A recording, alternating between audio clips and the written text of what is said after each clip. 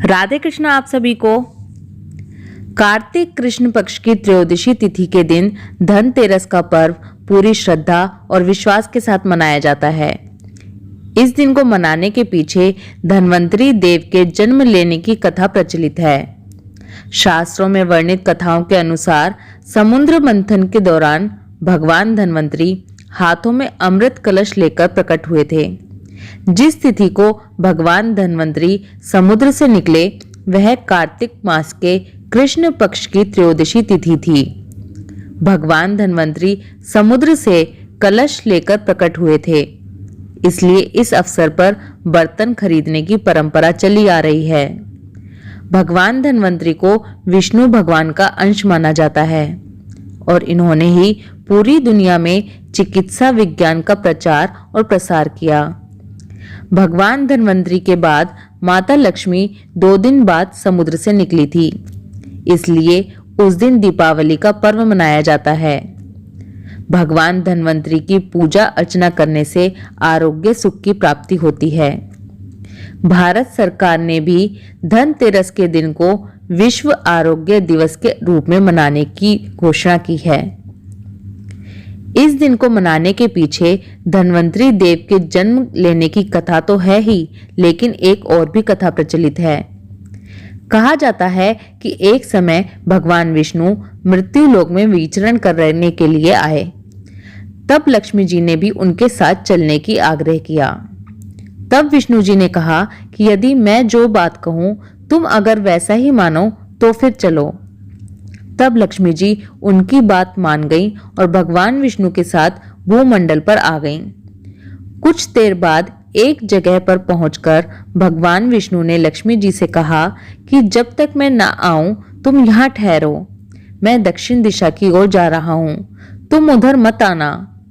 विष्णु जी के जाने पर लक्ष्मी के मन में कौतूहल जागा कि आखिर दक्षिण दिशा में ऐसा क्या रहस्य है जो मुझे मना किया गया है, और भगवान स्वयं उधर चले गए। लक्ष्मी जी से रहा न गया और जैसे ही भगवान आगे बढ़े लक्ष्मी जी भी पीछे पीछे चल पड़ी। कुछ ही आगे जाने पर उन्हें सरसों का एक खेत दिखाई दिया जिसमें खूब फल लगे हुए थे। सरसों की शोभा देखकर वह मंत्रमुग्ध हो गईं और फूल तोड़कर अपना श्रृंगार करने के बाद आगे बढ़ीं।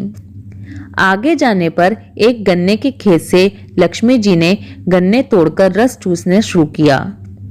उसी क्षण विष्णु जी आए और यह देख लक्ष्मी जी पर नाराज होकर उन्हें श्राप दे दिया कि मैंने तुम्हें इधर आने को मना किया था, पर तुम नहीं मानी और किसान की चोरी का अपराध कर बैठी।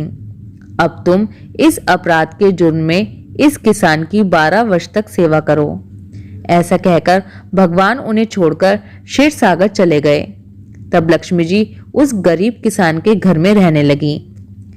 एक दिन लक्ष्मी जी ने उस किसान की पत्नी से कहा कि तुम स्नान कर पहले मेरी बनाई गई इस देवी लक्ष्मी का पूजन करो, फिर रसोई बनाना, तब तुम जो मांगोगी वही मिलेगा।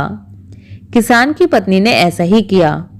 पूजा के प्रभाव और लक्ष्मी की कृपा से किसान का घर दूसरे ही दिन से अन्न, धन, रत्न और सोने आदि से भर गया। लक्ष्मी ने किसान को धन धान्य से पूर्ण कर दिया। किसान के 12 वर्ष बड़े आनंद से कट गए। फिर 12 वर्ष के बाद लक्ष्मी जी आने के लिए तैयार हुई।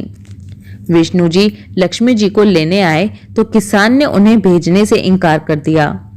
तब भगवान ने किसान से कहा कि इन्हें कौन जाने देता है, यह तो चंचला हैं, कहीं नहीं ठहरती, इनको बड़े बड़े नहीं रोक सके। इनको मेरा श्राप था, इसलिए 12 वर्ष से तुम्हारी सेवा कर रही थी। तुम्हारी 12 वर्ष सेवा का समय पूरा हो चुका है। लेकिन तब भी किसान हठ करने लगा और हठ पूर्वक बोला कि नहीं, अब मैं लक्ष्मी जी को नहीं जाने दूंगा। तब लक्ष्मी जी ने कहा कि हे किसान, तुम मुझे रोकना चाहते हो तो जो मैं कहूं वैसा करो।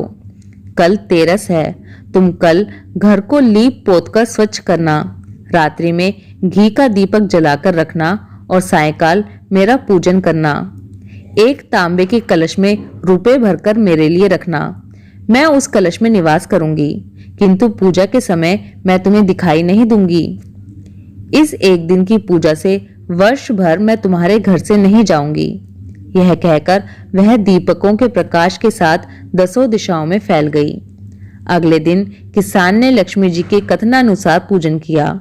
उसका घर धन धान्य से पूर्ण हो गया। इसी वजह से हर वर्ष तेरस के दिन लक्ष्मी जी की पूजा होने लगी और तभी से कार्तिक कृष्ण पक्ष की त्रयोदशी तिथि को धनतेरस का त्योहार मनाया जाने लगा। ये थी धनतेरस के पीछे की कथा। ये कहानी अच्छी लगे तो सभी के साथ शेयर कीजिए, स्पेशली अपने बच्चों को सुनाइए ताकि उन्हें पता चले कि हमारे रीति रिवाज, त्योहार, इन सब के पीछे कितनी प्रसिद्ध कथाएं हैं। राधे कृष्णा।